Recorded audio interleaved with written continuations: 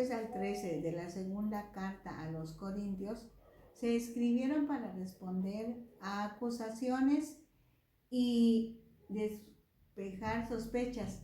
Se cree que los que se oponían a Pablo eran judíos cristianos que se autonombraban siervos de Cristo. Y muy seguramente ellos viajaron desde Jerusalén trayendo cartas de presentación para las iglesias de Asia, Galacia, Macedonia y Acaya. O sea, todos los lugares a donde Pablo había llevado el Evangelio. Hoy vamos a disfrutar los capítulos 12 y 13 de la segunda carta a los Corintios.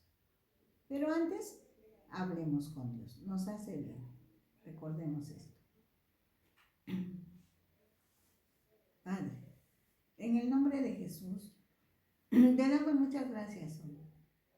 En esta oportunidad queremos darte muchas gracias por todos y cada uno de los que de alguna manera están participando para que tu palabra pueda ser expandida, divulgada.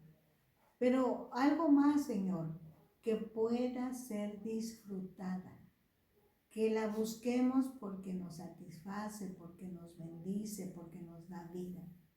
Que estemos atentos a escucharla porque alimenta nuestra fe. Eso es lo que queremos, Señor. Y por eso te damos gracias, porque también tú eso es lo que quieres. Bendecimos, bendecimos, bendecimos, bendecimos. Algunos escucharán hoy, mañana, pasado, dentro de muchos días. Y esos oídos van a estar ungidos por ti, Espíritu Santo, para aplicar la palabra a los diferentes corazones. Lo creemos, Dios, en el nombre de Jesús. Amén. De los 4 capítulos relacionados con la defensa de Pablo, en el capítulo 10 se hace referencia a la humildad puesta en práctica, cuando la medida de comparación es Jesucristo mismo. Por eso dice, la persona que merece aplausos no es la que habla de sí misma, sino aquella de quien el Señor habla bien. En el capítulo 11 se argumenta contra los apóstoles falsos, pero sobre todo contra la conducta de los corintios. Pues no han aprendido a distinguir lo verdadero de lo falso y fácilmente creen a lo que cualquier persona que llega hablándoles bonito y por ahí menospreciando a los que les hablan con verdad. Desde que el Señor Jesús estuvo en la tierra, advirtió que igual que Él, sus seguidores padecerían persecución. Así que Pablo, con ese pensamiento como referencia, presenta una parte de experiencia en ese sentido. Esta serie de argumentos, a la vez que afirma su apostolado, opaca a sus oponentes. Empecemos con el versículo 1 del capítulo 12 de Segunda de Corintios. Ciertamente no me conviene gloriarme, pero vendré a las visiones y a las revelaciones del Señor. Así continúa su defensa, ahora desde otro enfoque, porque también le acusaban de que él no había experimentado ninguna visión y mucho menos revelación de Dios y su gloria. Dice el versículo 2, conozco a un hombre en Cristo que hace 14 años, si en el cuerpo no lo sé, si fuera del cuerpo no lo sé, Dios lo sabe, fue arrebatado hasta el tercer cielo. Y conozco al tal hombre, si en el cuerpo, fuera del cuerpo, no lo sé, Dios lo sabe. Ahora habla en tercera persona. Decimos, se sale del escrito, pero se refiere a él mismo. Enseguida hace una aclaración muy válida, por ser algo sobrenatural, y dado que lo experimentó cuando era recién convertido, no pudo identificar si esa revelación fue en el cuerpo, esto es física y realmente hasta las alturas, o fuera del cuerpo, esto es, si se trató de una visión meramente espiritual. Y si Pablo no lo sabe, nosotros menos. Cualquier otra cosa que quisiéramos expresar serán meras suposiciones. lo que está asegurando es que tuvo una experiencia muy especial con Dios. Dice el versículo 4, que fue arrebatado al paraíso, donde oyó palabras inefables que no le es dado al hombre expresar. Para las personas que leerían la carta en ese tiempo, este tipo de experiencias no eran desconocidas, pues en los rollos del Antiguo Testamento también se encuentran registros de esta naturaleza, lo que hacía que Pablo se ubicara al mismo nivel de lo que nosotros hoy llamamos los héroes de la fe. Si leemos el capítulo 11 de la carta a los Hebreos, encontramos la lista de Gedeón, de David, de Elías, de Moisés, ¿no?, que tuvieron experiencias parecidas. Y esto iba a contrarrestar a los opositores de Pablo. Dice el versículo 5, de tal hombre me gloriaré, pero de mí mismo en nada me gloriaré, sino en mis debilidades. Hacía 14 años que había tenido esa revelación cuando recién lo encontró Jesucristo. Para el momento de escribir la segunda carta a los Corintios, habían sucedido muchas cosas y experimentado otras revelaciones, pero también había experimentado su fragilidad humana y el trato directo de Dios con su siervo, apareciendo casi de inmediato el efecto de las debilidades humanas. Dice el versículo 6, sin embargo, si quisiera gloriarme, no sería insensato, porque diría la verdad, pero lo dejo para que nadie piense de mí más de lo que en mí ve u oye de mí. Asegura, tengo experiencias grandiosas. Si se las contara, estaría en lo cierto, pero quiero dejarlo así, porque no todos podrán entender y valorar esas bendiciones que Dios me ha dado. En el versículo 7 escribe, y para que la grandeza de las revelaciones no me exaltase desmedidamente, me fue dado un aguijón en mi carne, un mensajero de Satanás que me abofeté para que no me enaltezca sobremanera. No dice qué tipo de aguijón. Algunos han sugerido alguna enfermedad como malaria, epilepsia o un problema de la vista, pero solo es eso, sugerencia. Lo que sí es cierto es que era un problema físico, crónico y por lo mismo debilitante, que estorbaba para el desempeño de su trabajo en el reino. Dice el versículo 8, respecto a lo cual 3 veces he rogado al Señor que lo quite de mí. Por lo que se sobreentiende, no recibió sanidad, lo que lo mantuvo en contacto directo con Dios, y de esta manera benefició a todos los que estuvieron a su alrededor, pues podían comprobar lo que Dios hacía en su vida. El versículo 9 dice, y me ha dicho, bástate mi gracia, porque mi poder se perfecciona en la debilidad. Por tanto, de buena gana me gloriaré más en mis debilidades, para que repose sobre mí el poder de Cristo. Este es uno de los pasajes más interesantes que encuentro en la palabra, porque bien dice el profeta, nuestros pensamientos no son los pensamientos de Dios. Y yo agrego, la lógica humana no sirve ante la sabiduría de Dios. Como buen humano, Pablo pensó, necesito estar sano para ministrar a los demás. Y pudo haberle dicho, Dios, me has hecho revelaciones muy importantes y eso me da seguridad para presentar el nombre de Jesús. Así que, Señor, por favor, sane mi cuerpo.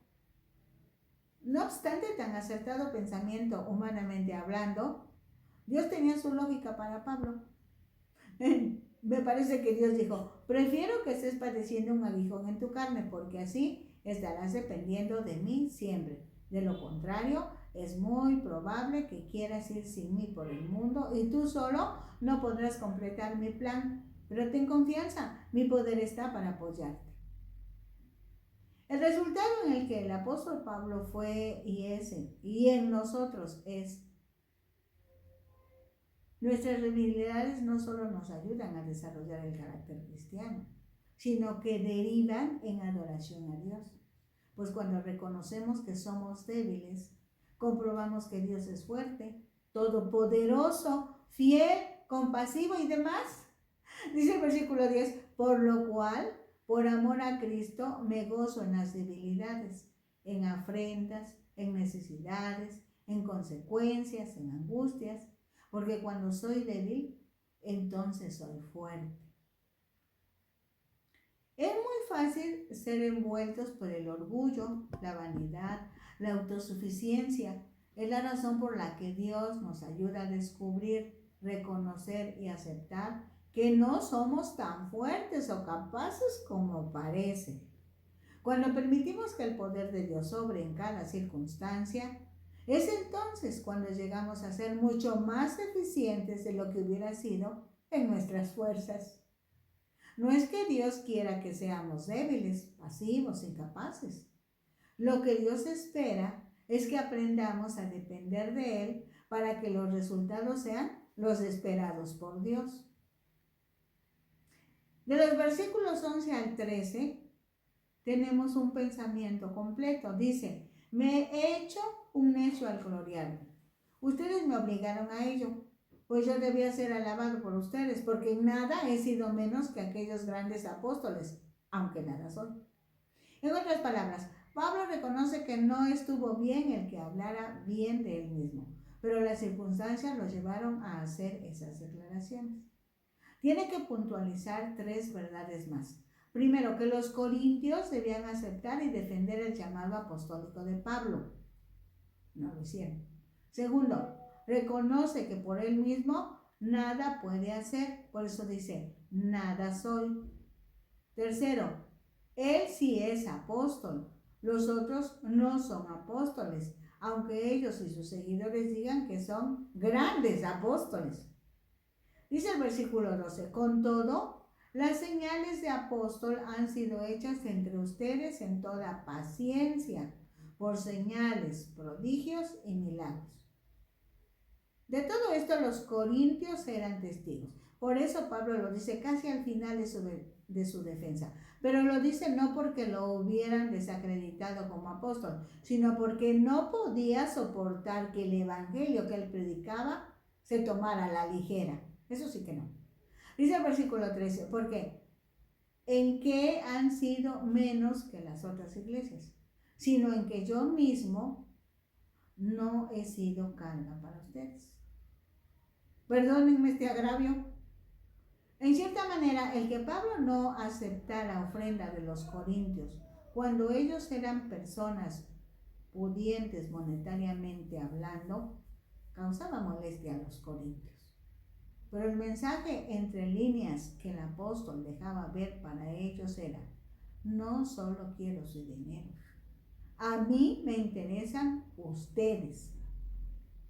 Ya veíamos que a Dios mismo no le satisface dinero solamente, sino el motivo de la entrega de dinero, que debe ir acompañada con la entrega de la persona misma a Dios y a sus dirigentes, por decirlo de alguna manera. Pues aún en la sociedad sin Cristo, se dice que hay deudas que no se pagan con dinero. Dicen los versículos 14 al 18. He aquí, por tercera vez estoy preparado para ir a ustedes, y no seré gravoso, porque no busco lo de ustedes, sino a ustedes.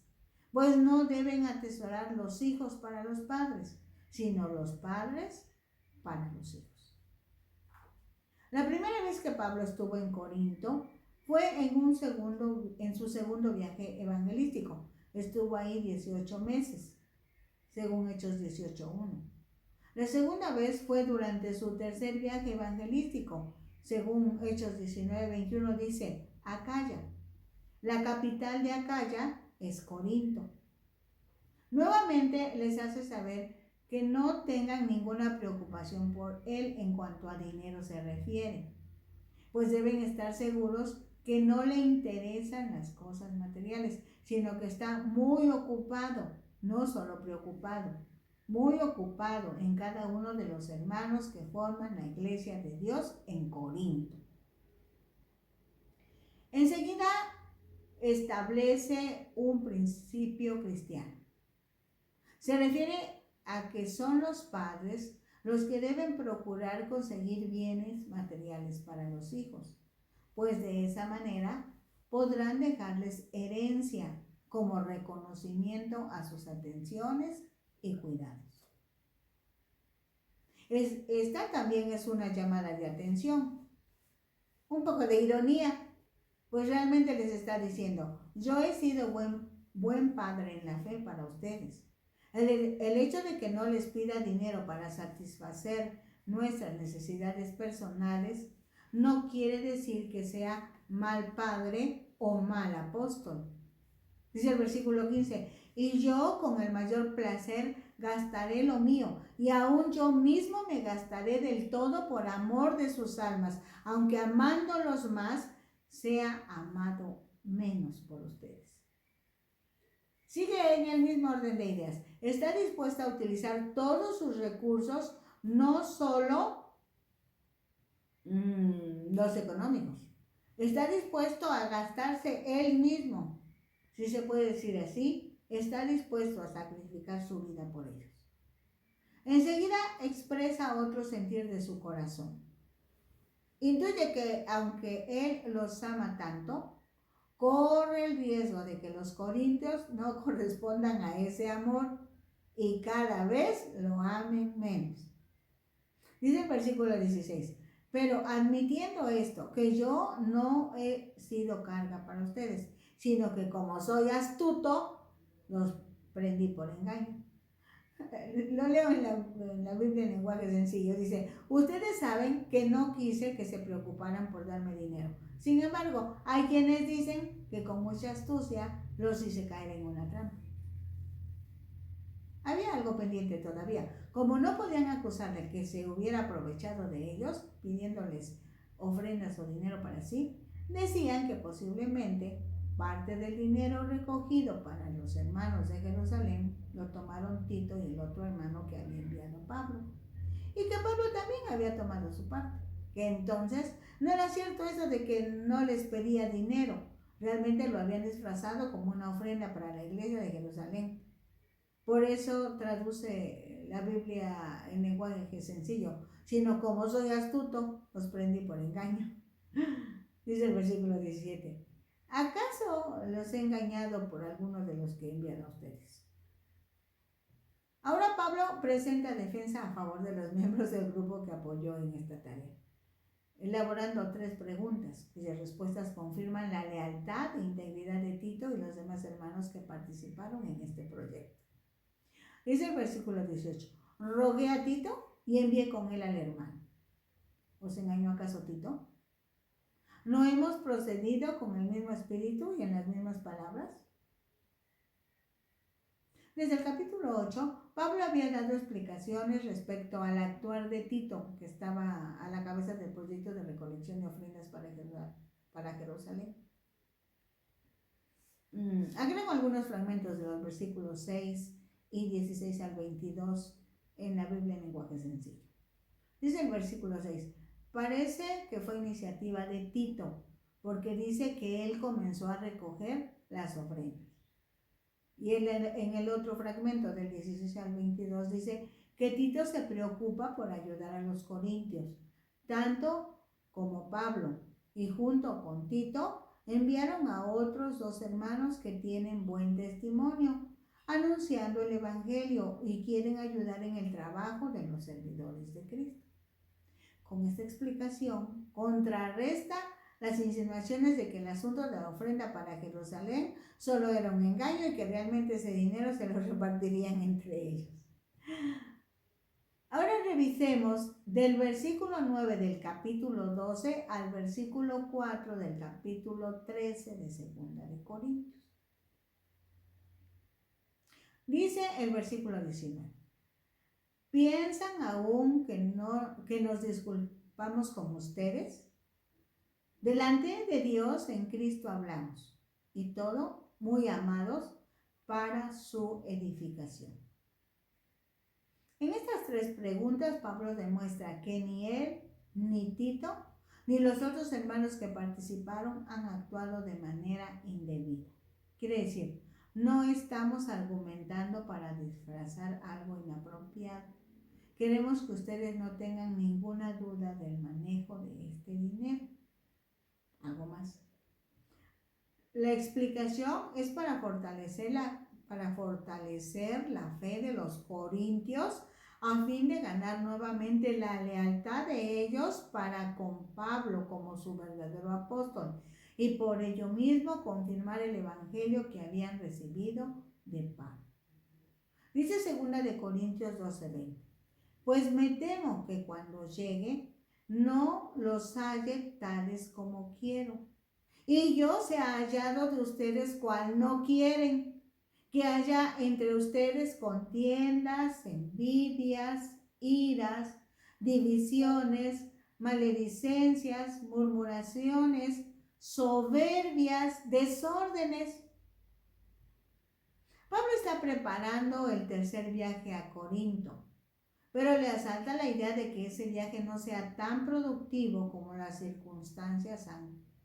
porque las circunstancias han cambiado a raíz de la intromisión de los judaizantes, que se presentaron para desacreditar a Pablo en su servicio a la comunidad. Esa es la razón por la que dice, puede ser que cuando llegue me lleve la sorpresa de que ustedes no tengan armonía y el amor cristiano manifestándose. O también que ustedes cuando me vean llegar no reciban las atenciones que esperan de mi parte. Esto es, que ambos estemos inconformes con el otro. Pablo piensa que si los corintios se han dejado llevar por las enseñanzas equivocadas de los judaizantes, si han recibido los pensamientos de intriga, acusación, desprestigio que han hecho de los falsos apóstoles y maestros, existiría la posibilidad de que hubieran regresado a practicar los pecados de los que ya se habían arrepentido, sobre todo de impureza, inmoralidad sexual y libertinaje, lo que ocasionaría una reprimenda por parte del apóstol y que por eso se sintieran maltratados, no comprendidos y demás. Dice el versículo 21, que cuando vuelva, me humille Dios entre ustedes y quizá tenga que llorar por muchos de los que antes han pecado y no se han arrepentido de la inmundicia y fornicación y lascivia que han cometido. Ahora bien, una conducta pecaminosa de parte de los corintios realmente sería humillante para el apóstol, pues si esto sucediera, se demostraría que sus acusadores tenían razón. Independientemente de lo que dijeran las personas, para Pablo el asunto sería delante de Dios. Por eso dice, tenga que llorar por muchos, porque tendría que venir a Dios y pedir perdón por él, porque no haya hecho bien su trabajo como enviado, como apóstol de Jesucristo. Y por los corintios, porque estarían pecando contra Dios, no meramente contra Pablo. Dice el versículo 1 del capítulo 13, esta es la tercera vez que voy a ustedes. Por boca de 2 o 3 testigos se decidirá todo asunto. Pablo advierte a los corintios que si cuando vuelvan a la ciudad en su tercera visita intentan acusarlos de alguna mala conducta, entonces por la boca de 2 o 3 testigos se decidirá todo asunto. Desde el Antiguo Testamento se establecían los requisitos de los 2 o 3 testigos en asuntos de diferencias, acusaciones o problemas dentro de la sociedad judía. Vamos a Deuteronomio capítulo 19, versículo 15. Para acusar a alguien de haber cometido un crimen, será necesario que se presenten 2 o 3 testigos. La acusación de un solo testigo no tendrá ningún valor. Allá en el Nuevo Testamento, muchos años después, cuando el Señor Jesús estuvo en la tierra, lo confirmó como parte de la disciplina en la iglesia. Ahora vamos a Mateo, capítulo 18, versículos 15 al 17. Dice, por tanto, si tu hermano peca contra ti, ve y repréndele estando tú y él solos. Si te oyere, has ganado a tu hermano. Mas si no te oyere, toma aún contigo 1 o 2, para que en boca de 2 o 3 testigos conste toda palabra. Si no los oyere a ellos, dilo a la iglesia. Y si no oyere a la iglesia, tenle por gentil y publicano. Dice el versículo 2. He dicho antes y ahora digo otra vez, como si estuviera presente. Y ahora ausente lo escribo a los que antes pecaron y a todos los demás, que si voy otra vez no seré indulgente. Con esto quiere decir que estaba decidido a que en esta visita quedaran resueltos todos los problemas que habían quedado pendientes. Y si eso fuera, probablemente se tendrían que tomar medidas disciplinarias. Bien podrían ser confrontarlos y denunciar públicamente su conducta. En todo caso, expulsarlos de la iglesia hasta que decidieran corregir sus conductas. Dice el versículo 3, pues buscan una prueba de que habla Cristo en mí, el cual no es débil para con ustedes, sino que es poderoso en ustedes.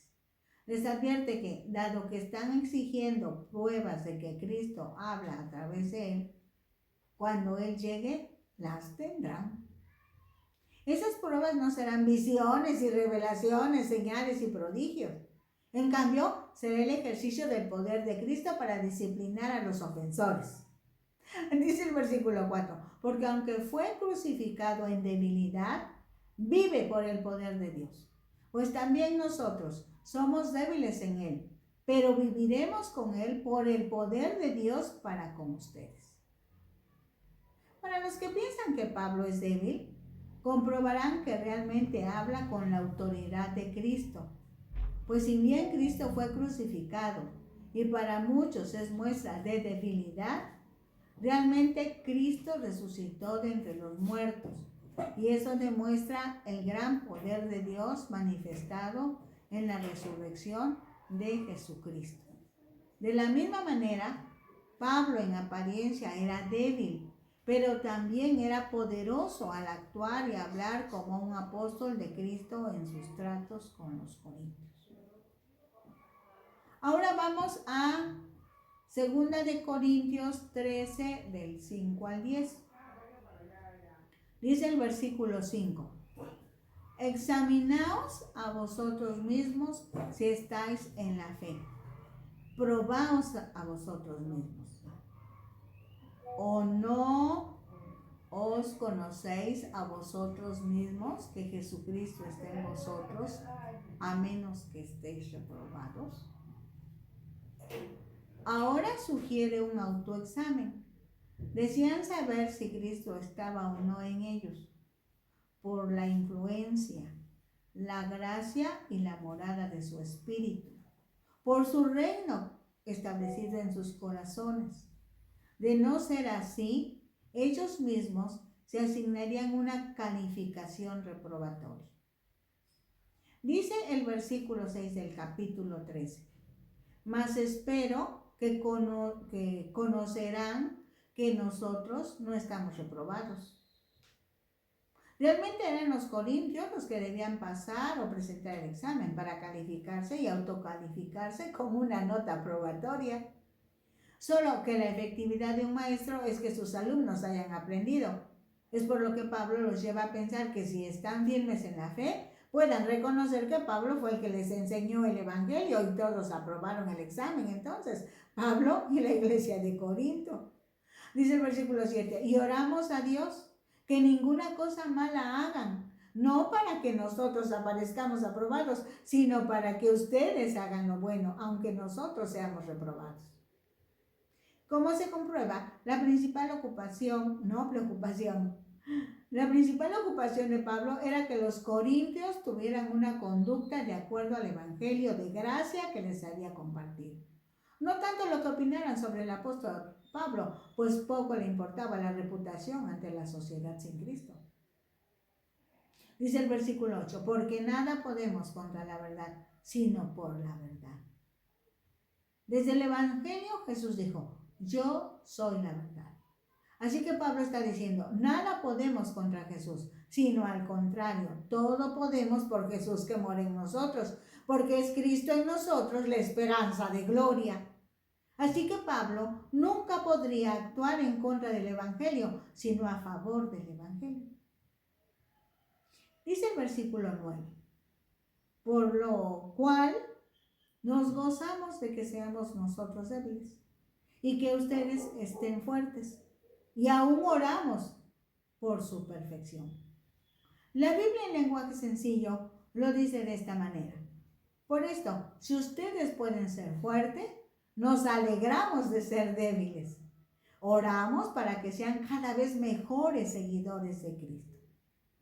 Si lo trasladamos a nuestros días, bien podemos tomar el ejemplo de Pablo, pues así como los padres quieren que sus hijos crezcan en todos los sentidos hasta alcanzar la madurez, también cada uno debemos evangelizar, esperando que crean y nazcan en Cristo. Enseguida que crezcan hasta alcanzar la madurez cristiana, aunque nos superen, según el llamado que Dios haga a cada uno de nuestros hijos en la fe. El versículo habla de perfección, del griego que implica un proceso que conduce a una consumación, algo que se completa paso a paso, y que como buenos padres en la fe nos lleva a estar al lado de ellos, apoyándolos, dirigiéndolos, corrigiéndolos.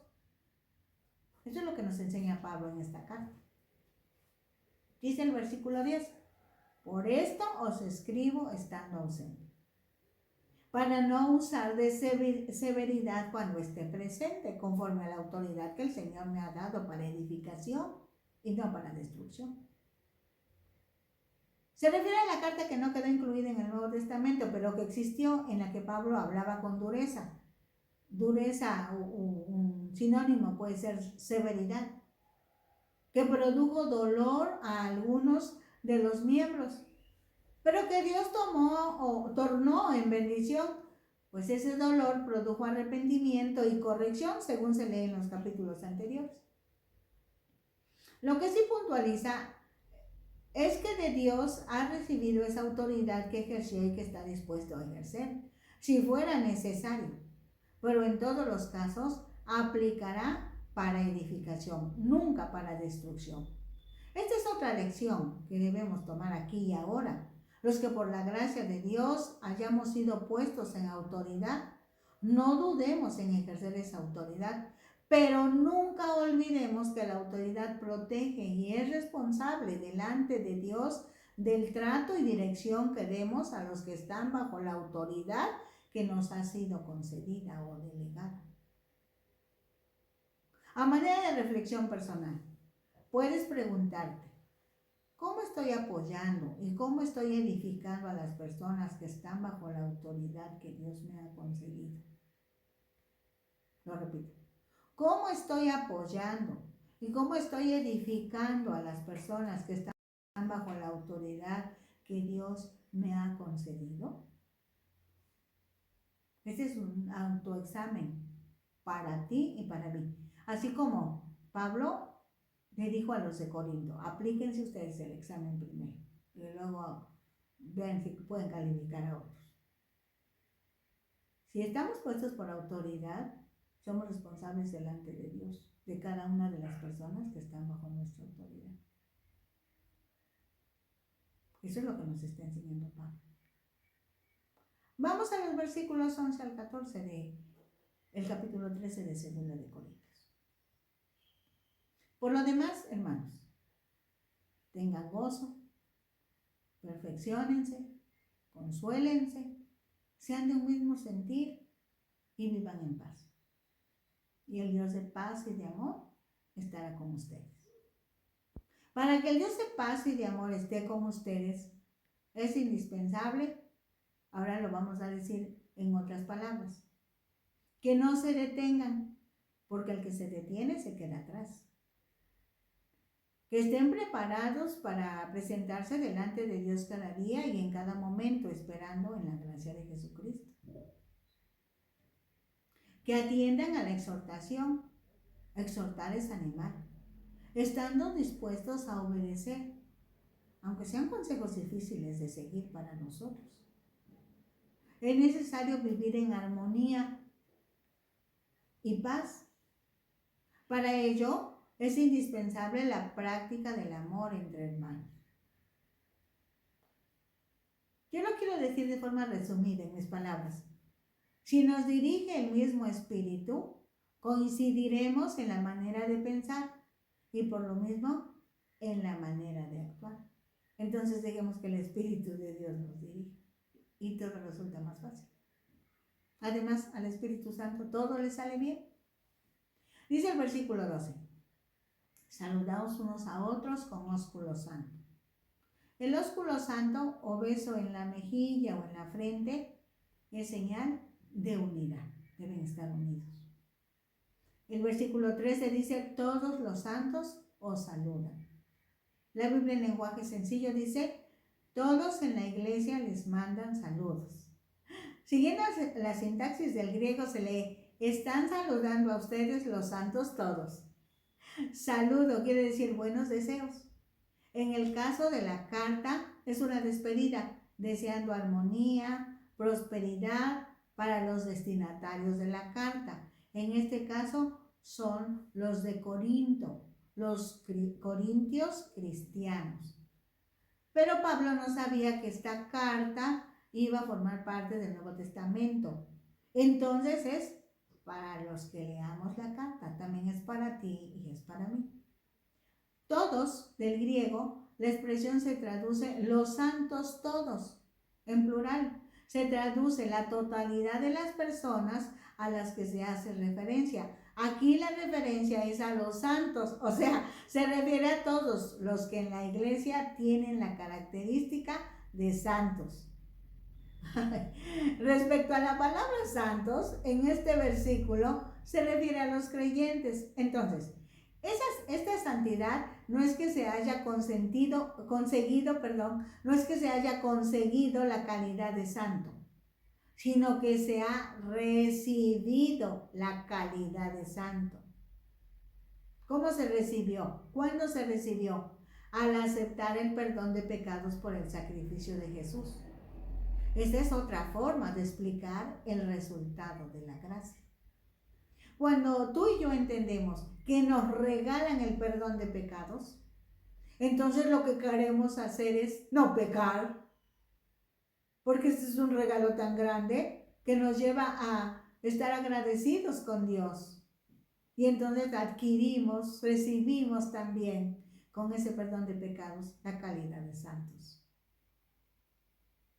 Ahora bien, quien tenga pleno entendimiento de que es santo como parte de la gracia de Dios, abandonará el pecado, vivirá en santidad y experimentará comunión con Dios. Es atendiendo a esta forma de ver la santidad en los creyentes que en el Nuevo Testamento encontramos expresiones referidas a que los santos forman un templo santo. Es un lugar de adoración permanente. Este versículo tan pequeño tiene toda una riqueza para los corintios. Todos los santos les saludan. En mis palabras, los que viven en santidad tienen buenos deseos para ustedes. Entre esos buenos deseos es que ustedes, por lo menos, vivan en santidad. Dice el versículo 14: la gracia del Señor Jesucristo, el amor de Dios y la comunión del Espíritu Santo sea con todos vosotros. Amén. Enseguida está la bendición de Pablo. Por el sacrificio de Jesús a nuestro favor, esa es la gracia. Por el sacrificio de Jesús a nuestro favor, conocemos el amor de Dios, dice la Biblia, porque de tal manera amó Dios al mundo que ha dado a su Hijo unigénito, para que todo aquel que en él cree no se pierda, mas tenga vida eterna. La relación de unidad y compañerismo con Dios y el pueblo de Dios es posible por la participación del Espíritu Santo. Pablo termina la segunda carta a los Corintios con la bendición apostólica, pero nosotros necesitamos obtener las lecciones para aplicarlas a nuestra propia vida. Veamos. Pablo enfrentó los problemas que había en la iglesia de Corinto como muestra de amor, porque el amor corrige. No basta preocuparnos por los cristianos que de repente equivocan el rumbo. con la dirección del Espíritu Santo, debemos confrontar a aquellos que amamos. La confrontación que no es adecuada produce ruptura en lugar de sanidad.